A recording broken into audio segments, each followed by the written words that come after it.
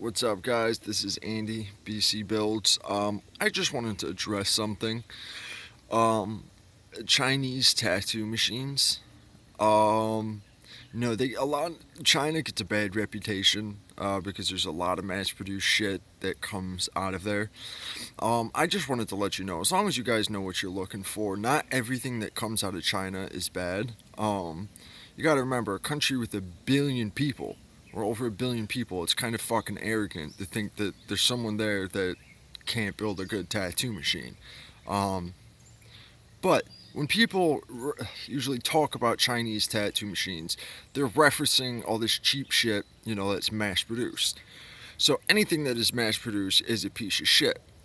But you are able to find stuff like this. This is a Kylin tattoo machine, which is 100% handmade. Well, except for the screws and I think the contact screw and you know, um, maybe the armature bar. But everything else on this is handmade. The quality of this rivals just about every one of my American-made handmade tattoo machines. The quality of this machine is, for the money, you're never going to get anything even close. And not even money wise. Everything on this is handmade in its quality. Everything. Alright, the frame is brass. It's solid, high quality brass, and it's cast.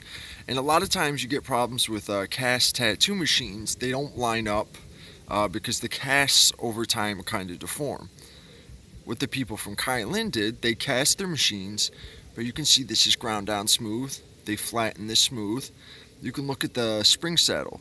You can see there's a little notch. They ground that down. They put it in a level to make sure it hits the coils evenly. That's ground down perfectly flat. The inside of the frame, right here, where the actual coils lie, is ground down perfectly flat. All along the side, the hole for the tube is drilled completely flat. And this is something that I've only ever seen in one brand of machines, which is done by Workhorse Irons, is the only other brand that I've seen that actually does this so far, well, that I know about. And it's knurling, or grooves, on the inside of the tube vise. I don't know how well you guys are going to be able to see it. You see those little lines in there? There's little grooves cut into the tube vise, which basically it secures the tube. No matter what, that tube isn't going to twist, turn, or slip at all. And, because it's put in a perfect jig and drilled, it lines up perfectly. This machine doesn't sit crooked either way. It sits flat this way and sits flat this way. The quality of this machine is better than most American builders. And it's sad because most American machines are $300 to $500, and they're good machines. But this machine here is $60, and the quality is just as good. These coils are hand wrapped. I've seen a video of these being made, and you can tell they have the E-clips on the bottom. They have phenolic washers on the top. I believe they use Kapton tape, or like that cardboard roll, which cardboard. When you guys, believe it or not, Workhorse Irons uses a cardboard roll. They don't use Kapton tape. These coils have gigantic T-tops. They are pure iron cores. They're 3/8 thick cores. Real, I think it's 23 gauge magnetic pure wire. It's not plated. These coils are hand wrapped, and these are probably some of the most powerful coils I've ever used. Extreme quality. They always have matching capacitors if you have, depending on if it's a liner, a shader, or a power liner. Solid brass binding posts that they make in shop. They're solid brass. They make different models. These are kind of just their mainstream model. As a solid copper contact screw, which I'm honestly not a fan of, just because copper wears down quickly. I've only used this machine on 4 or 5 tattoos, and you can already see it's worn down flat. It was at a point. Sorry, I'm going to throw my cigarette. I'll have to go pick that up. But just to think that everything comes out of China is a piece of shit, you guys are wrong. Anything mass produced is a piece of shit. But these tattoo machines, there's only two or three flaws I found with this, and it's not even major flaws. I had to retune it because it was a little too powerful. But then again, it was advertised as a power liner, so that means the regular liners actually have cutouts in their armature bars. They mill them out so they're lighter and they don't hit as hard and they hit a little faster. This one was advertised as a power liner when she sent it to me, and I didn't realize that. But I milled it out to make it a little less powerful and a little faster. But as long as you look, they make normal liners. The springs are actually hand cut springs. And this out of the box, unlike a lot of machines, comes tuned.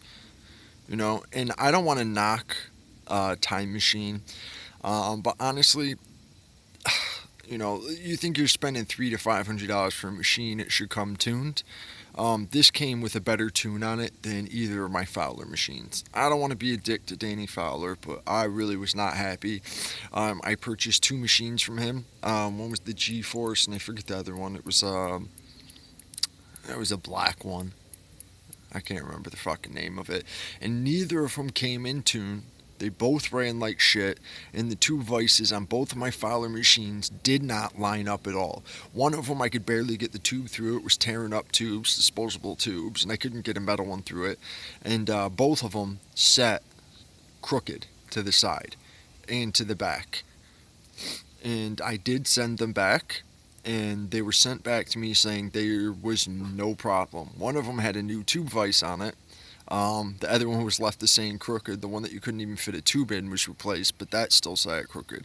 Given I was able to fix it and tune the machines, but I think I spent $650 on two machines and had to pay shipping to send it back to them, and still this runs better than both of them. It's just do your homework, people. This is 100% a handmade machine. There's not the only mass-produced part about this is probably the wing nut and the screws, and maybe the contact screw. Like I said, they cut the springs and maybe the armature bar. I'm not exactly sure. They hand wind the coils with real magnetic wire. They cast the frames in shop. They clean them up and grind them down in shop. They make sure everything lines up, and then they tune them before they send to you. And it advertises how they're tuned. It doesn't say the specific speeds, but it'll tell you. It says either high frequency, high power, low power. And this one, I didn't look. It said low frequency, high power. When she sent it to me, she even told me in the email. And I'm not by any means a spokesperson for Kylin, and I'm not affiliated with them really in any way, besides I got a free tattoo machine. But I just figured I'd go out of my way to show you guys. This is better than a lot of my American machines. I had to do less to this to get it to run correctly than quite a few of my American machines. So, don't count everything from China out. A country with 1 billion people, they're going to have some good shit. And the fact that they have more production capabilities than us is why this machine can come so cheap. To buy brass and all this shit there literally costs a fraction of what it does if you wanted to buy the shit here, and it's no different. This is a higher quality brass than most of my American tattoo machines. I have a few solid brass machines. This just would cost $60 compared to, maybe $400 or $500. It's just sad. So don't count everything from China out. You guys are right to be skeptical, because 99.999% of tattoo machines that come out of China are mass-produced piece of junk that you should just basically hit with a baseball bat. That's how you tune them. But like I said, there is a few manufacturers, one of them being Kylin, and I forget the other brand, that sell tattoo machines that are pure handmade. Everything about this was made by them, or all the key components. It's tuned and it runs amazing. Like I said, the only flaw with it is it ran a little slow and a little too powerful, but that's how it was supposed to be. And the machines aren't light. This is about 8 ounces, which is not extremely heavy, but it's not by any means as light as a rotary or some of my other aluminum machines, like my FK irons. But there is good American machines. But don't waste your money. If you don't have a lot to spend, buy one of these. I'm telling you. And I said, like, I haven't had a chance to use this all that much, but I have used it, and I've never had a problem with it. And this thing is damn near impossible to overheat. I ran it loaded for, I think it was like 4 or 5 hours when I went out at like 9 volts. I came back, it wasn't even warm. This machine is a beast. But then again, I'm not saying all Chinese machines are good because, like I said, most of them are fucking garbage. Anything that's mass produced in some big warehouse is a piece of shit. This is not made in a warehouse. I know Lisa is the spokesperson. I forget the actual builder's name, but they actually have a little workshop, where it's just him and a few other people that are building, casting, winding coils, and spitting out these machines. And some of their machines are even hand carved. And every one of them is numbered and signed. You guys are going to be able to see that. Signed 998 2014 Kylin. Amazing tattoo machines.